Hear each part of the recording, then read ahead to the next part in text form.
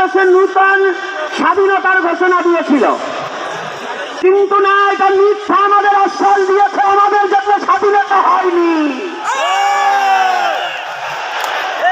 যদি সনাতনীদের স্বাধীনতা হতো, আজকে এই সমাবেশ সময় নাহিদ কেন ইন্টারনেট ছেড়ে করে দেওয়া হলো?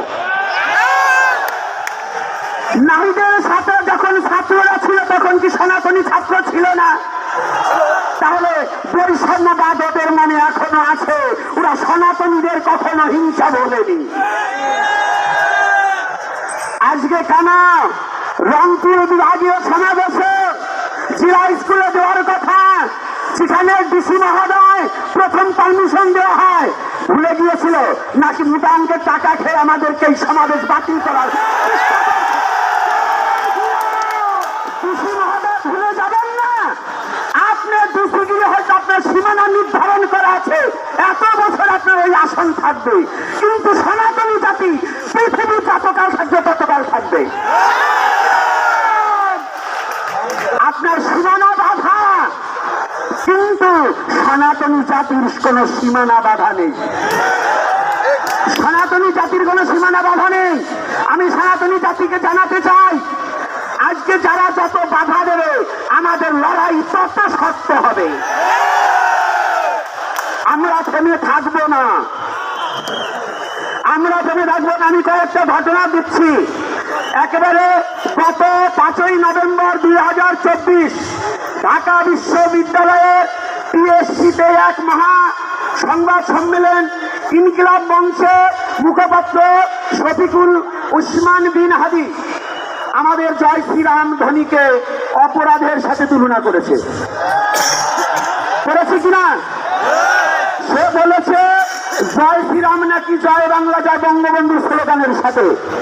মিথ্যা কথা, তোমার ভাবনা ভুল। বঙ্গবন্ধু জন্মে তার বাবার জন্মের আগে, তোমার বাপ দাদার জন্মের আগে জয় শ্রীরাম এসেছে। তুমি এটা ভাবতে পারো না। এটা ভেবে কি বোঝাতে চাও? তুমি কি সনাতনী বিরুদ্ধে আচরণ করছো? তুমি এটা ভেবে কি বোঝাতে চাও? তুমি শফিকুল একটা কথা জেনে রেখো, তোমার বাপ দাদার জন্মের আগে সনাতন ধর্ম, যখন তোমার বাপ দাদার অস্তিত্ব ছিল না তখন সনাতনী ধর্ম ছিল, তখন সনাতন ছিল। এটা সনাতনকে হেয় পূর্ণ করা। আমি সনাতনী সন্ত মন্ডলের কাছে এবং চিন্ময় বাবা সহ সবার কাছে প্রার্থনা, প্রত্যেক জেলা থেকে আমার ধর্ম অবমাননা করেছে এই বিরুদ্ধে আমাদের মামলা করতে হবে।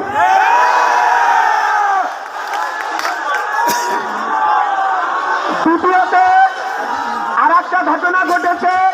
আমার দেশ পত্রিকার সম্পাদক মাহবুবুর রহমান বলেছেন আমাদের 8 দফা দাবি নাকি স্বাধীনতার বিরুদ্ধে। কথাটা একটু ভালো করে জানবে। স্বাধীনতার বিরুদ্ধে কোনো সনাতনী চলে না। আজকে সনাতনী জাতি যেন দেশ এবং আইনের প্রতি শ্রদ্ধা রেখে কথা বলে। সনাতনী জাতি আইন এবং দেশকে ভালোবাসতে জানে।